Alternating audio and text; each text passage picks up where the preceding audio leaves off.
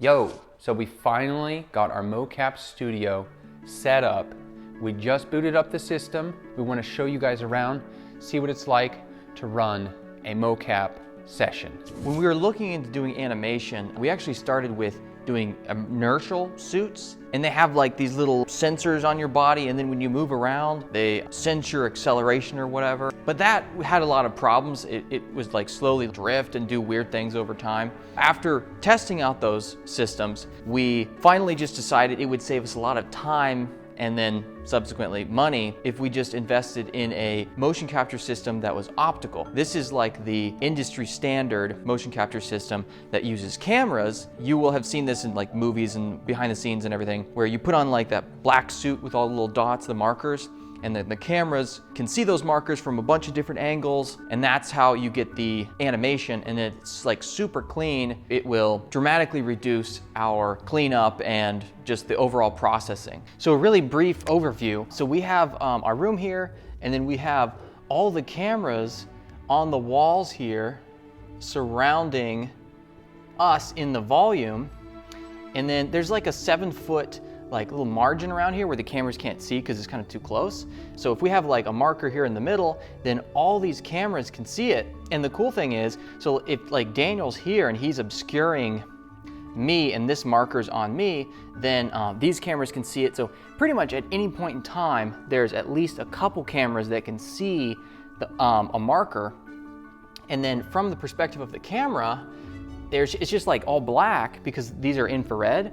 And then there's just like a bunch of little markers that the camera can see, and then Vicon takes those points that it can see through the camera, triangulates them, does some magic stuff, and then spits out like a 3D position of where the marker is. So let's go ahead and get the system up and running. So the first thing we need to do is calibrate it. So what we have is the system's already on. This computer's plugged in to the network switch that all the cameras are connected to. Next step is we want to do masking. What this masking does is there's always a little bit of light that a camera can see that's the infrared light. So it needs to like mask out those regions of the camera image, and it ignores those specific spots. So you see up there on the camera all these little blue things. So we masked that out. This is the part where it actually figures out where all the cameras are positioned. And this, once we turn this on, so this is like extremely well calibrated between these lights, like the position of the lights. And so what we'll do is start waving the wand, and then we just go like this.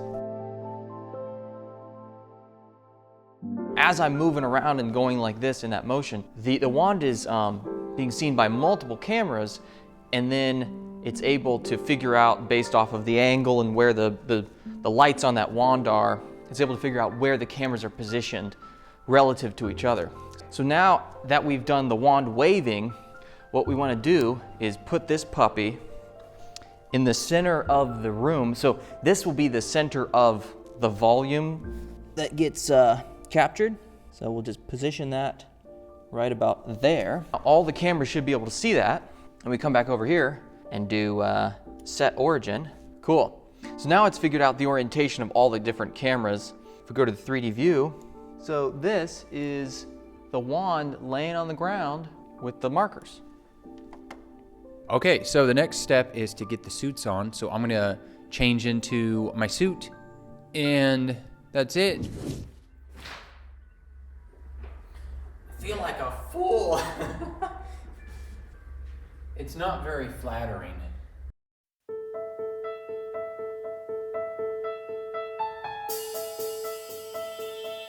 Okay, so that took a little bit. I think we're gonna have to kind of fine-tune our suiting up process because it takes a while. But this is over 50 different marker dots all over, and this is what the software needs to read my full body, plus fingers.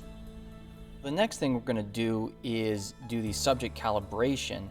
And that is the process of taking the markers that we've stuck to our suits and actually assigning them to the rig and the skeleton or the skin. Another thing that we're going to do at the same time is do these things called clusters.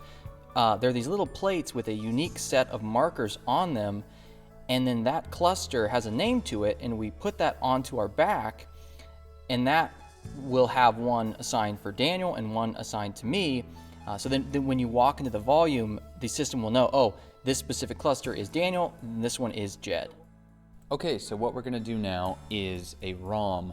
It stands for range of motion, and that is where I will just bend every single one of my joints to every possible extreme so the software can see my unique body capabilities.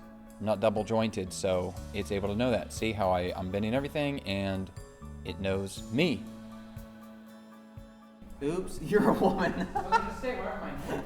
Why? Wait a second, why are you a woman? What the heck? Dang it, we gotta recalibrate. Oh, really? Okay, we finally got both of us rigged up and calibrated, so check this out.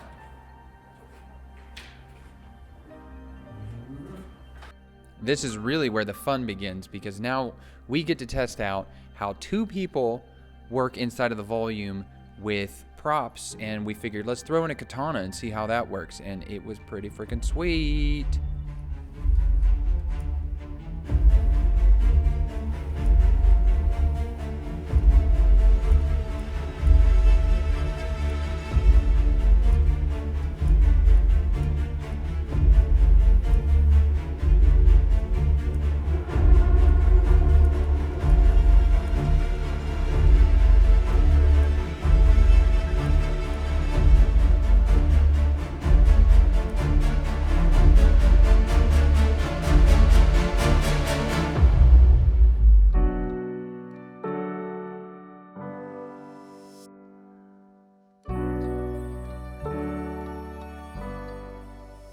So one of the main selling points for us getting Vicon in the first place was because they have really legit hand tracking. You can go from 3-point hand tracking all the way up to 10 marker dots per hand.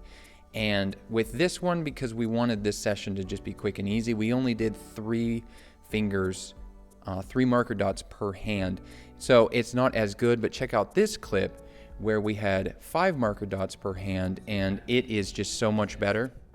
So that is the full process of capturing a Vicon motion capture session.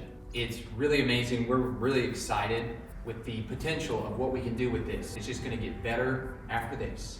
Thanks for watching, guys. Stay tuned for more of this kind of stuff in the future. See ya later.